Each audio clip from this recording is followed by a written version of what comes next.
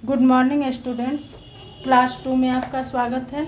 आज हम मैथ में पेज नंबर 137 से 140 तक पढ़ेंगे और देखेंगे, समझेंगे।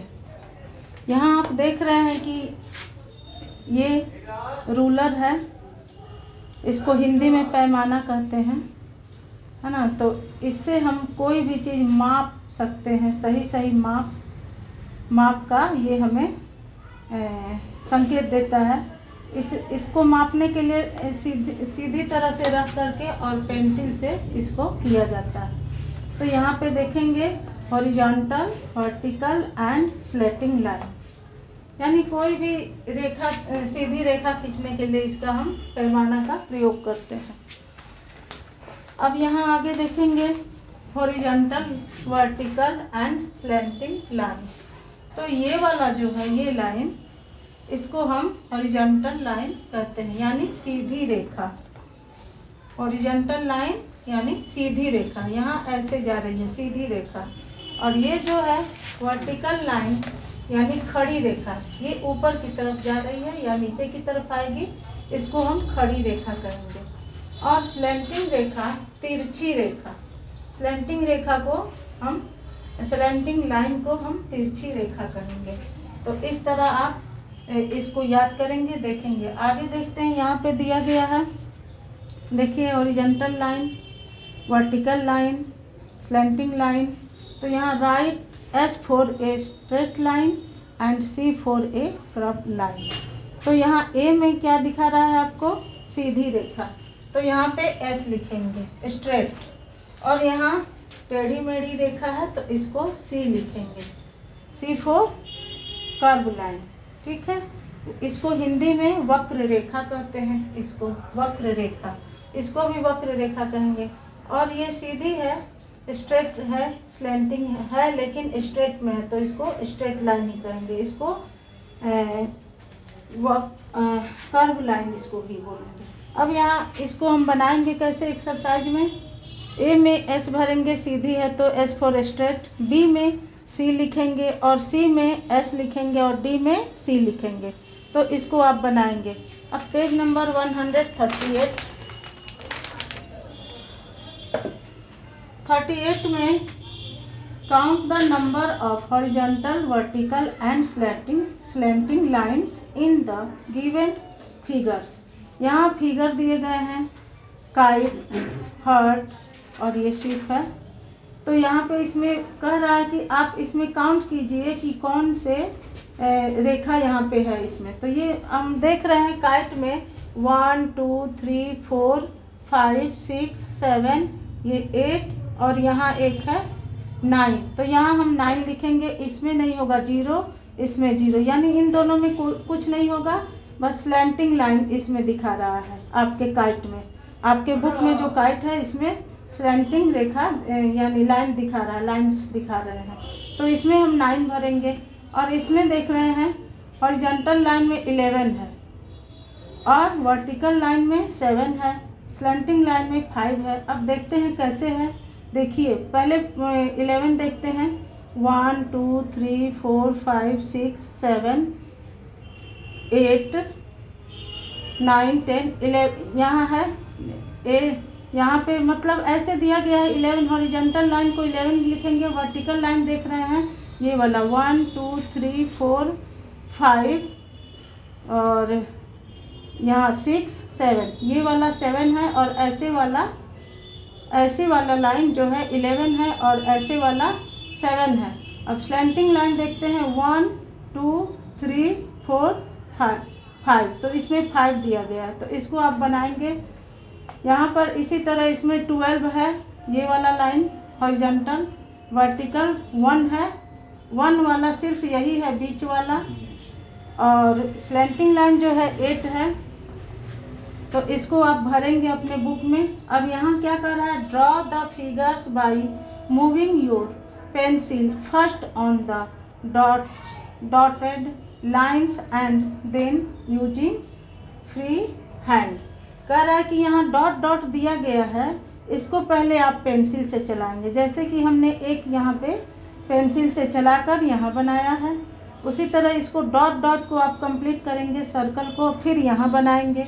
उसके बाद फिर ट्रायंगल है, इसको भी डॉट डॉट किया गया है तो इसको आप पहले कंप्लीट करेंगे, फिर यहाँ पे फिगर बनाएंगे।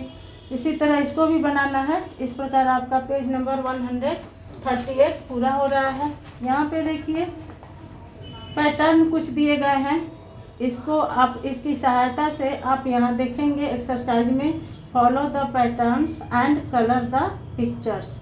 तो यहाँ पे दिया गया है रेक्टेंगल और ओवल, रेक्टेंगल ओवल, और ये दो हमने इसको कलर किया है ग्रीन से और ब्लू से। तो आप अपने बुक में इसको करेंगे। और यहाँ भी उसी तरह यहाँ स्टार है और ये है, इसको दोनों को कलर करेंगे। उसके बाद यहाँ चलिए, follow the patterns of numbers and fill in the missing numbers. यहाँ पे कुछ नंबर लिखने हैं, तो यहाँ पे दिया गया 1 2 1 2। तो इसी तरह हम चलते जाएंगे, जितना बॉक्स है मेरे पास 1 2 1 2 1। इसी तरह यहाँ पे दिया गया है 7 8 8 7 8। यहाँ पे 10 11 12। तो इसको आगे बढ़ाते जाएंगे, 13 14 15 16 17। यहाँ पर देखेंगे 42 24 42 24 42 24 42 24। इस तरह इसको बनाएंगे। अब यहाँ पे दिया गया right the names of the shapes.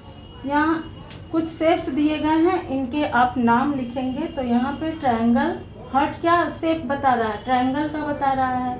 और ये वॉच जो है क्लॉक, ये हमको बता रहा है कि सर्कल गोल है, यहाँ भी सर्कल होगा। ये 2 रुपीज़ के नोट हैं, इसको हम क्या कहेंगे, रेक्टेंगल कहेंगे। और ये ग्लास है, सिलेंडर कहेंगे। और ये बस जो है क्यूबाइड कहेंगे। अब यहाँ पे फिर पैटर्न वाला आ गया, complete these patterns in shapes. यहाँ पे देख रहे हैं कि एरो का निशान इस तरह जा रहा है, फिर इसको नीचे किया गया है, फिर इसको इस साइड में किया। तो हम आगे क्या बनाएंगे, ऊपर की तरफ बनाएंगे, और फिर ये वाला लास्ट में इसको बनाएंगे। उसी प्रकार यहाँ पे ये फ्लावर है, उसका एक यहाँ पे लीफ यहाँ है, फिर 2 है, फिर 3 है, फिर 4 है। तो उसके बाद क्या आ जाएगा, ये वाला आ जाएगा। अब यहाँ पे एक और देखेंगे, complete these patterns in numbers. यहाँ पे देखना है 4 4 2 जा 8, 4 3 जा 12, 4 4 जा 16, 4 5 जा 20, 4 6 जा 24। इसी तरह 11 1 जा 11, 11 2 जा 24, 11 3 जा 33, 11 4 जा 44, 11 5 जा 55, 11 6 जा 66, 11 7 जा 77। इसी तरह यहाँ पे 10 का दिया गया है, 70 80 90 100 110। यहाँ पे 20 25, यहाँ 5 का पैटर्न दिखा रहा है, 25 30 35 40 45। यहाँ पे 0 से 0 1 1 0 2 2 0 3 3। तो यहाँ हो जाएगा 0 4 4। यहाँ पे 0 2 2 0 4 4 0 6 6। तो 0 1 छोड़ कर दिया गया है, 2 के बाद 4 है, 4 के बाद 5 छोड़कर 6 है। तो यहाँ 0 7 छोड़कर 0 8 8 लिखेंगे। इसको आप HW में कंप्लीट करेंगे बुक एंड कॉपी में।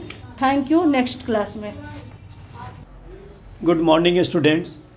क्लास 2 में आज संयोगवश बहुत दिनों के बाद क्लास स्टार्ट हो रहा है आपका क्लास 2 का। वैसे तो और सब बाकी क्लास चल ही रहे हैं, लेकिन आप लोग आज इसमें हम लोगों ने अभी तक in the previous classes we have already discuss about chapter 12, यानी चैप्टर 12 तक हम लोग इसमें पढ़ चुके हैं और उसका क्वेश्चन आंसर भी हो चुका है, जिसका कॉपी यहाँ क्वेश्चन आंसर का नोट्स विद्यालय में उपलब्ध है। आप जब चाहें तो विद्यालय अवधि में, यानी वो 10 बजे से लेकर 12 बजे तक आपको मिल सकता है। आप आके इसको ले जा सकते हैं और उसके बाद इसमें से आप लोग याद करेंगे। आज हम लोग चैप्टर 13 यानी ये वेदर क्लाइमेट एंड सीजन यानी मौसम जलवायु और ऋतु के संबंध में पढ़ेंगे। ये चैप्टर 13 है। तो we often find the words weather and climate in the newspaper. हम लोग अक्सर समाचार पत्रों में मौसम और क्लाइमेट यानी जलवायु के विषय में पढ़ते हैं। व्हाट इज देयर रिलेशन, इनका संबंध क्या है। Why do the seasons change, और यह जो मौसम और सीजन जो होते हैं ऋतु में, यह क्यों चेंज होती हैं। Let's read and find out. आइए हम लोग पढ़ते हैं और कुछ जानकारी प्राप्त करते हैं। As we know some days are very hot and sunny, जैसा कि हम लोग जानते हैं और अपने दैनिक जीवन में देखते भी हैं, कभी कभी दिन में बहुत ज़्यादा तेज सूरज की गर्मी होती है। On the other hand on some days the sky is cloudy and it rain और ए स्ट्रॉन्ग विंड ब्लोज। और इसको दूसरे शब्दों में कहें तो कभी कभी आसमान में बादल घिर आते हैं, वर्षा होने लगती है और कभी कभी तेज हवाएं चलने लगती हैं। तो इस प्रकार के परिवर्तन होते रहते हैं। तो वेदर का मतलब है या तो यह घंटों में ही बदल जाता है और कभी कभार यह कुछ महीनों तक स्थिर रहता है। It happens due to change in weather, और ऐसा होता है ये मौसम में परिवर्तन के कारण। आप पिक्चर में भी देखेंगे तो ये सनी डे है, यानी धूप वाला दिन है जब काफ़ी धूप निकली हुई है, और ये रेनी डे है यानी वर्षा वाला दिन, इसमें हम लोग अम्ब्रेला यूज करते हैं। इसके बाद ये कोल्ड डे जो इस समय चल रहा है, यह जो है हम लोगों का विंटर सीजन चल रहा है, तो ठंडी के मौसम में हम लोग जैकेट, स्वेटर, टोपी वगैरह ये सब पहनते हैं, कैप लगाते हैं। इसके बाद विंडी डे होता है, यानी हवाओं वाला दिन, जिस दिन काफ़ी हवाएं चलती हैं, तेज हवाएं चलती हैं। अब वेदर में हम लोग पढ़ेंगे बच्चों, weather is the atmospheric condition of an area for a short duration of time. Weather क्या है? यह किसी भी स्थान की जो वहाँ की गर्मी है, हवा है, वहाँ की नमी है, इसके ऊपर निर्भर करता है। Weather of an area is not always the same, यानी ये जो वेदर होता है, मौसम होता है किसी भी स्थान का, वो हमेशा एक समान नहीं रहता। It keeps on changing almost every day, लगभग प्रतिदिन यह मौसम बदलता रहता है। और इसके बाद क्लाइमेट है। क्लाइमेट मीन्स होता है जलवायु। If the average weather condition of an area remains almost the same throughout the year we call it climate. यदि एक ही प्रकार का मौसम, वेदर कुछ दिनों तक स्टेबल रहता है, मतलब लगातार रहता है, स्थिर रहता है, तो उसे ही हम लोग क्लाइमेट कहते हैं, यानी उसे हम लोग जलवायु कहते हैं। अब सीजन, सीजन मीन्स होता है ऋतुएं। The earth revolves around the sun, यानी हमारी धरती जो है वह सूर्य की परिक्रमा करती है। As a result the seasons keep on changing, और इसी प्रकार जो सीजन होते हैं वो बदलते रहते हैं, ऋतुएं बदलती रहती हैं। There are 6 seasons in a year, एक वर्ष में 6 प्रकार के मौसम होते हैं, सीजन होते हैं, ऋतुएं होती हैं। दे आर समर, गर्मी, मानसून, वर्षा, अर्ली ऑटम यानी शरद ऋतु, और लेट ऑटम यानी थोड़ा देर से जब आता है शरद ऋतु, एक वो होती है। फिर विंटर और स्प्रिंग यानी जाड़े का मौसम, और उसके बाद बसंत ऋतु, जैसा अभी का मौसम चल रहा है, इसे हम लोग कहेंगे स्प्रिंग सीजन। समर, इसके बाद गर्मी का आता है दिन। The summer season start in March and continues till early July, यानी गर्मी का जो मौसम होता है वो मार्च से प्रारंभ होकर के जुलाई तक चलता है। The days and nights are very hot, दिन और रात बहुत गर्म होते हैं। All through the day hot winds blow, और दिन में गर्म हवाएं चलती हैं। दिस विंड इज कॉल्ड लू, इस विंड को, इस हवा को हम लोग लू कहते हैं। People wear light cotton clothes, they refer to remain indoors, they use fan, coolers and air conditioners. लोग घरों में रहना पसंद करते हैं क्योंकि बाहर गर्म हवाएं चलती हैं, लू लगने का डर बना रहता है। और स्कूल कॉलेज भी बंद हो जाते हैं। Some people go to hill stations to escape the heat and enjoy their vacation. बहुत लोग जब गर्मी की छुट्टियां हो जाती हैं तो वो पहाड़ी क्षेत्रों में चले जाते हैं जहां ठंडे क्षेत्र होते हैं, पहाड़ों पर ठंड पड़ती है, और वहां हिल स्टेशन का आनंद लेते हैं। इसके बाद बच्चों मानसून है, फिर अर्ली ऑटम है, फिर लेट ऑटम है। इसके संबंध में हम लोग अगले दिन पढ़ेंगे। तब तक आप इसमें कुछ वर्ड मीनिंग दिए गए हैं, इनको आप लिख लेंगे और याद करेंगे। जैसे WEATHER वेदर मीन्स मौसम, CLIMATE क्लाइमेट, क्लाइमेट मीन्स जलवायु, SEASON सीजन, सीजन मीन्स ऋतु, ATMOSPHERIC एटमॉस्फेरिक यानी वायुमंडलीय, CONDITION कंडीशन मीन्स परिस्थिति। SHORT short DURATION short duration. Short means होता है अल्प यानी कम, और ड्यूरेशन मीन्स होता है अवधि यानी अल्पावधि। अल्पावधि भी इसको बोल सकते हैं हम लोग। AUTUMN autumn. अटम मीन्स होता है शरद ऋतु। होमवर्क के रूप में बच्चों आप इसको लिख लेंगे और लिख करके याद कर लेंगे। बाकी हम लोग अगले क्लास में करेंगे अगले दिन।